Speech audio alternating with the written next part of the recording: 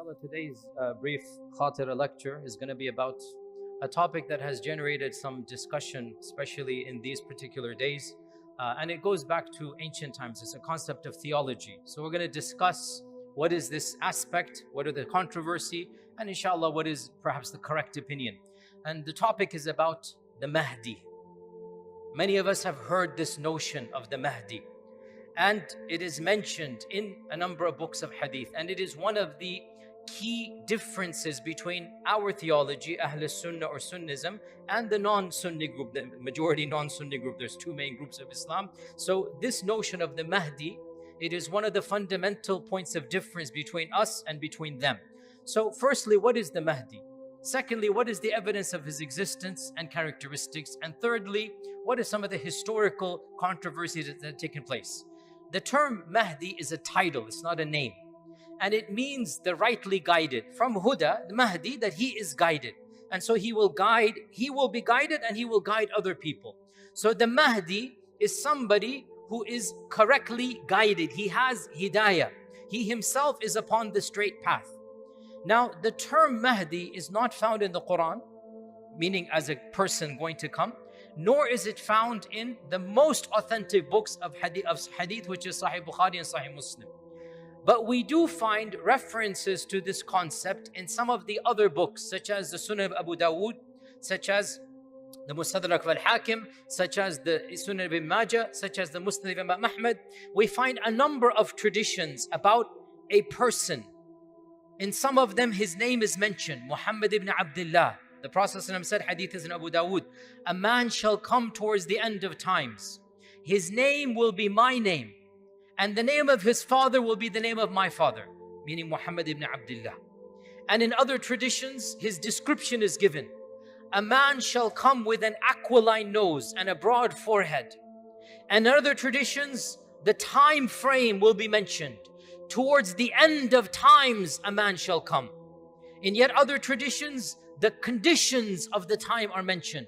The Prophet ﷺ said, there will be a time that is full of injustice and evil, and Allah will send a person who will bring about justice and harmony, justice and equilibrium. So we learn from this that in the hadith literature, there is this notion of somebody coming towards the end of times. His name is going to be Muhammad ibn Abdullah, and his title, his description will be the Mahdi. Not that his name is Mahdi. It's his description. It's an adjective, how you describe him. And he shall come towards the end of times. Now, I said there's no explicit reference in Bukhari and Muslim to the Mahdi, but there is implicit reference. There is implied reference in Bukhari and Muslim. For example, in Sahih Muslim, our Prophet ﷺ said that when Isa ibn Maryam will come down, your Imam shall be from amongst you. Wa imamukum minkum. The term Imam is used. Scholars have understood this is a reference to the Mahdi, even though it's not explicit. In another hadith, also Sahih Muslim, the Prophet ﷺ said, when Isa ibn Maryam comes down, he shall come down in the white minaret in Damascus. They say this is the Umayyad mosque, which was built after the hadith was mentioned. They say this is the Umayyad mosque. He's going to come down in the white minaret, and Salat al-Fajr adhan will have been given. The person will be leading or about to lead, and Isa ibn Maryam will come down. The person leading will say to Isa, you come. And Isa will say, no, this is for you, not for me. Now, there's no name given of the Mahdi, but our scholars say this is a reference to the Mahdi. Our scholars say this is a reference to the Mahdi. If this is the case, then we learn the Mahdi is going to be a person who is alive when Isa and Dajjal are both here, which means the very end of times. If you go back to the lectures I gave here at Epic, the Signs of the Day of Judgment, I mentioned Isa and Dajjal. They are of the major signs right before the trumpet is blown. This is at the very end of times.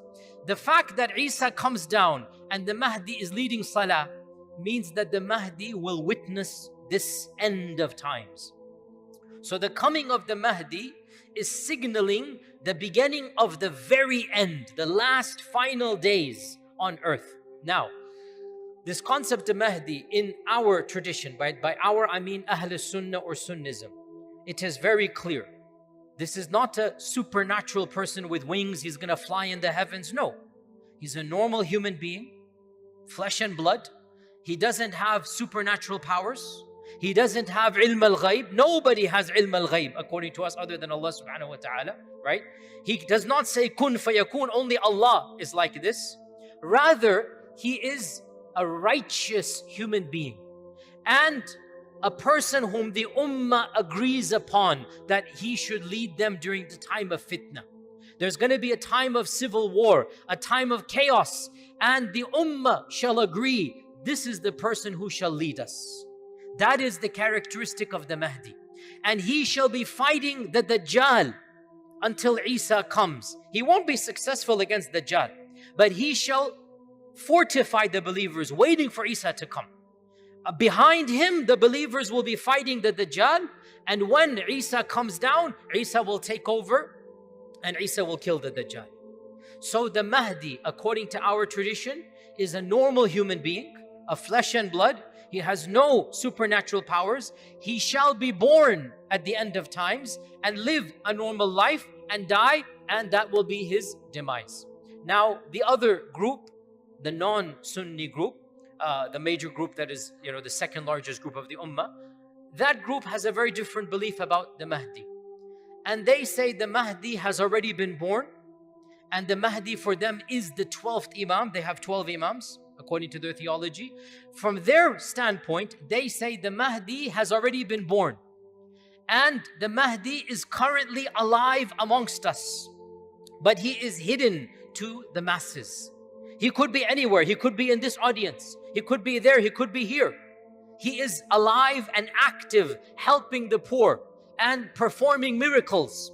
And according to them, he has supernatural powers. He knows ilm al-ghayb, and he can control the creation, and they give him powers that are, from our perspective, not appropriate. Like this is something only Allah Azza wa Jal has, but from their perspective, they say, no, all of the Imams have it, and this is now the 12th Imam who is currently alive, but he's in hiding. They say that the Imam is alive, but in hiding. And when the Imam returns, he's not going to be born, he's already born. He's going to be zuhur, he's going to become apparent. And he will reveal himself, kashf, he will reveal himself. Not that he's going to be born and live no, according to us, the Mahdi is going to be born normal birth, live a normal life. In fact, in one hadith, in the Musnad of Imam Ahmad, there's a reference that the Mahdi might not even be pious in his youth, and he will become pious when he becomes older. The phrase is, يُصْلِحُهُ اللَّهُ فِي لَيْلَةٍ. In one night, Allah will rectify him, which means he was not rectified, which means he might have not been the best person. Then one night or something's going to happen and he will become a very pious person. Then people will begin to respect him, and then people shall eventually say, we want you to be in charge. And then the times and the end of times will happen. According to the other group, the Mahdi is currently alive and hidden amongst us. And the Mahdi, when he comes back, the main purpose for that group is not to fight against Dajjal or no, it's something that is actually awkward to say, and that is, according to them, the Mahdi will bring back the rights of the Ahlul Bayt and will exact revenge upon those that oppose the Ahlul Bayt. And if you understand this, then fine. If not, then don't worry about it. This is one of the awkward topics. We don't want to flare sectarianism, but we have to teach facts. So we try to unify as much as possible, but this is a fact that does divide, and we try to explain without provoking hatred. We're trying to be factual without incendiary topics, but fact of the matter is, some people from that group believe that the Mahdi is going to massacre not the followers of Dajjal, but Muslims who didn't agree with their theology. And that's obviously problematic because that raises sectarianism. We strongly disagree with this. So this is Sunnism, this is non-Sunnism. I didn't mention the term on purpose. Now, has there been any controversy within our Sunni Islam? Yes, definitely. There has always been dissenting voices even within our tradition. Even, for example, some of the Tabi'un, the students of the Sahaba, they believed that Isa ibn Maryam is going to be the Mahdi, not that there's going to be a person separate from him. They say when the Prophet is talking about the Mahdi, this is a prediction of Isa, that he is the person who will be rightly guided. There has been that sentiment. Also, in our own tradition, the founder of the Abbasid Empire, no, that's the main fighter, Abu Ja'far al-Mansur. Abu Ja'far al-Mansur is the founder of the Abbasids. He actually, his name was Abdullah. He named his son Muhammad ibn Abdullah. And he gave him the laqab al-Mahdi. So one of the Abbasid Khulafa is al-Mahdi billah, whose name is Muhammad ibn Abdullah. And his father set up the scenario hoping his son would be the Mahdi. Interesting, right? He hoped that his son will be the Mahdi. And this is the first time out of many, many, many times that people tried to script a Hollywood script to try to bring the catalyst that the Mahdi comes. No, you cannot script Allah's qadr. You cannot script the actual plan that's going to happen. Allah will bring it to happen. You cannot act the act. When the Mahdi comes, he will be the Mahdi. You cannot write an entire dialogue and pretend you are the Mahdi. Throughout history, more than 40 people, throughout all of history, we know of at least 40, there are more I'm sure, that have claimed to be the Mahdi.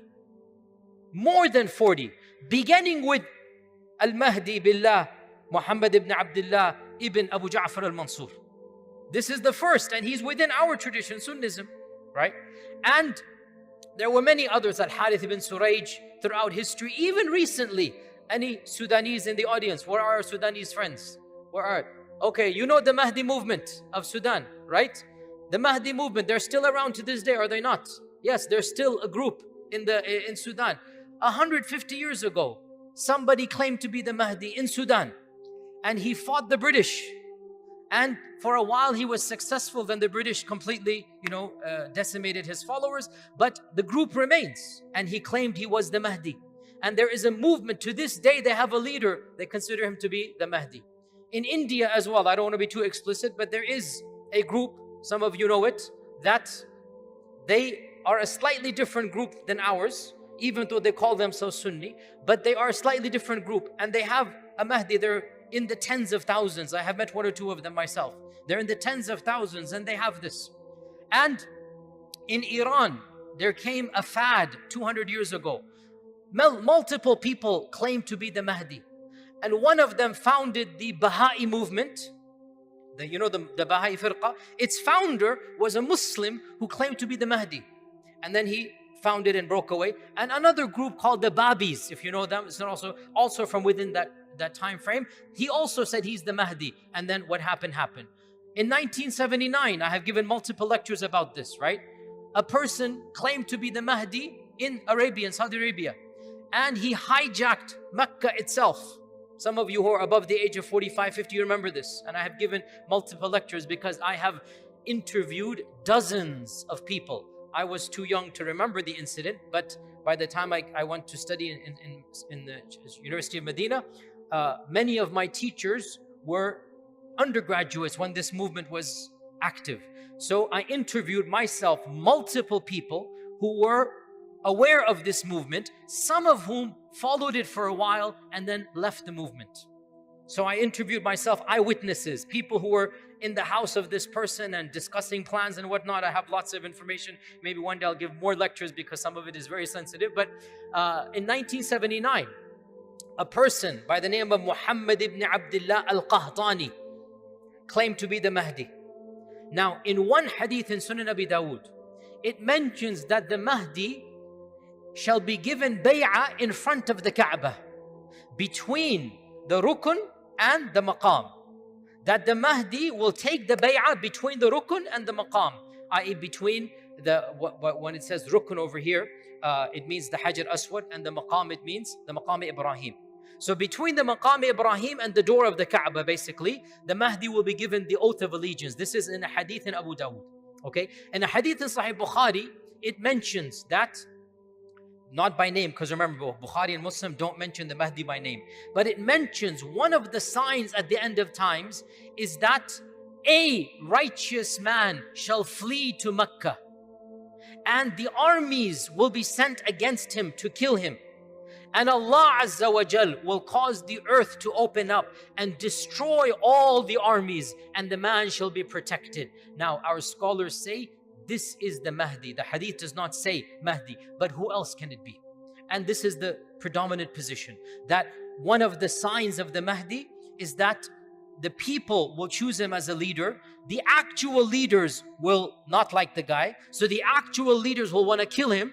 He's going to flee for his life to Mecca. He doesn't have an army. The armies of the Muslim kings, they're going to be, in Sahih Muslim it says, 3 sons of a king are going to fight for power, and the Kaaba is going to be center. So these are all predictions towards the end of the times. If you don't know, 4 years ago when I moved here, I gave a whole long series about the signs of the Day of Judgment. You can listen right here in Epic. You can listen to that. And I went over all of these signs. So in Sahih Bukhari, it mentions that the earth shall open up and Allah will destroy the armies that are sent against the righteous man. The righteous man, who can he be other than the Mahdi? So in 1979, somebody compiled all of these ahadith and wrote a Hollywood drama. Astaghfirullah, this person mentally deranged.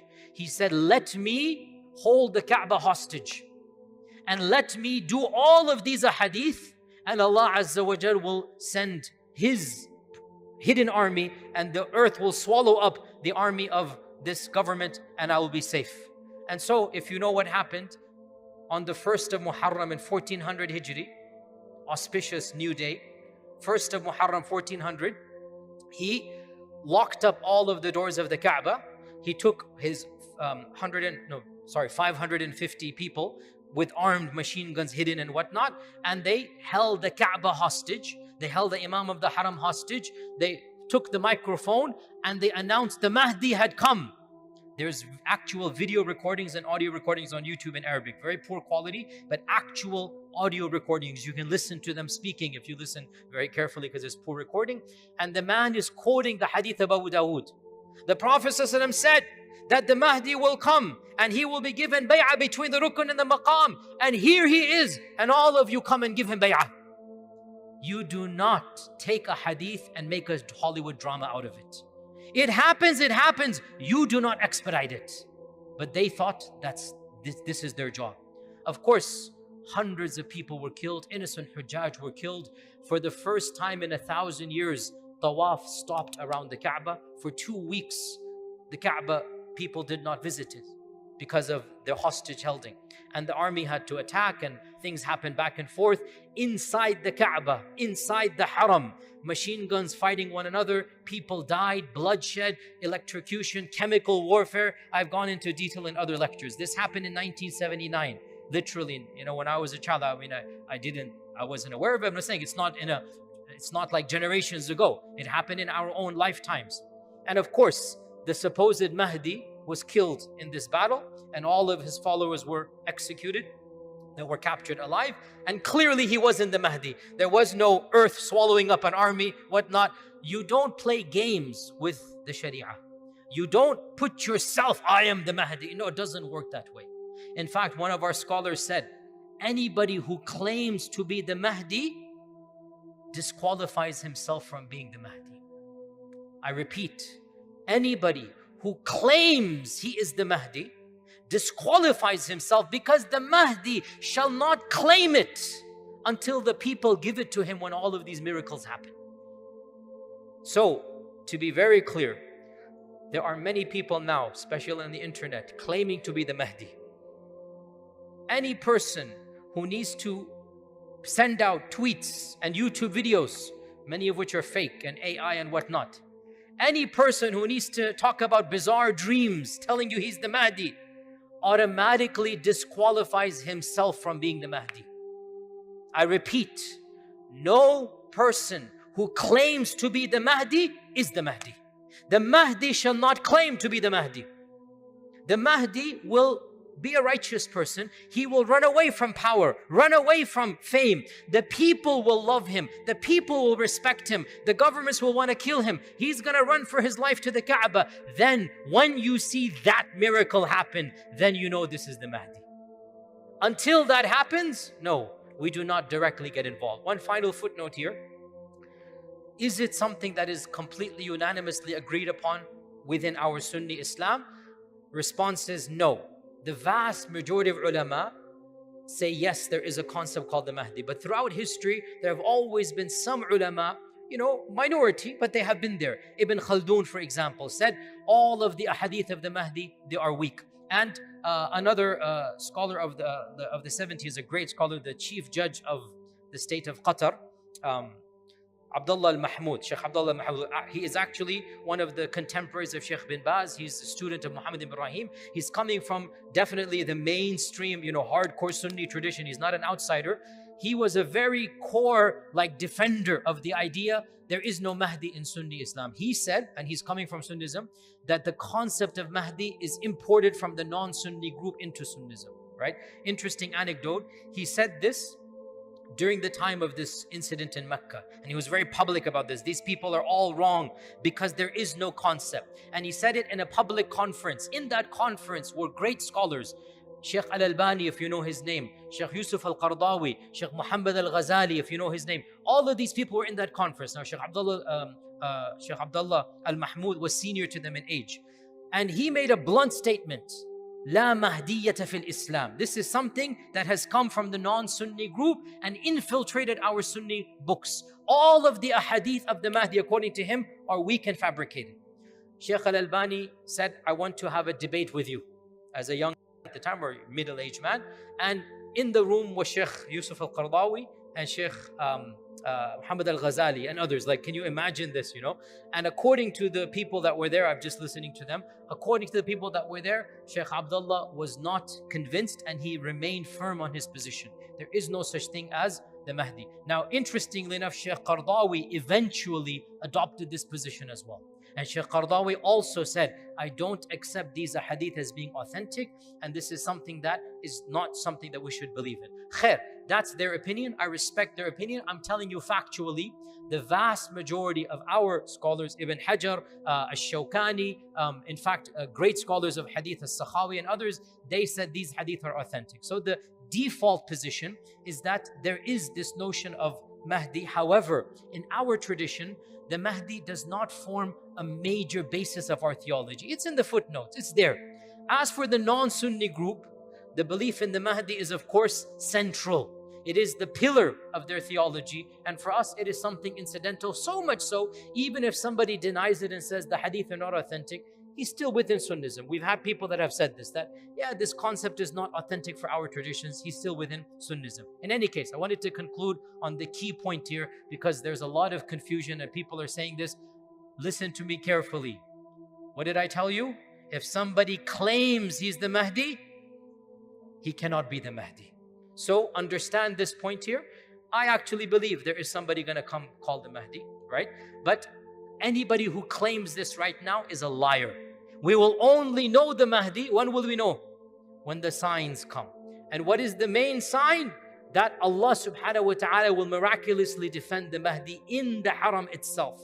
And the Kaaba shall protect this person, and armies sent to kill him, that army will be vanquished without any bloodshed from our side, because we are not allowed to shed blood in Mecca. But Allah Azza wa Jal will cause an earthquake, and that's Allah's qadr upon those people. When that happens, that is the sign of the Mahdi. Until then, final point, I keep on saying final point, one of our scholars mentioned, why did Sheikh Qardawi not like the concept of the Mahdi, by the way?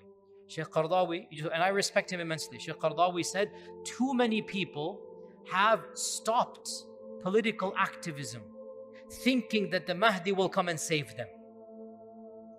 And he said, this is not Islam. Even if there is the Mahdi or not, you don't just sit back and say, we're going to do nothing. You must try your best to bring about a better world. You must try to bring about better society. And when the Mahdi comes, good. But until the Mahdi comes, we all have work to do. And we cannot use the concept of the Mahdi to become immobilized, to become lazy. If the Mahdi comes, when the Mahdi comes, good for us. Actually, we don't want to be there when he does come. We hope and pray we don't see that day, right? But regardless of that belief, we still have an obligation to form a better society and to bring about as much peace and justice as we can. And with that, inshallah, I hope there was some benefit in these comments. I will continue next week. Jazakumullah khair. Assalamu alaikum wa rahmatullah.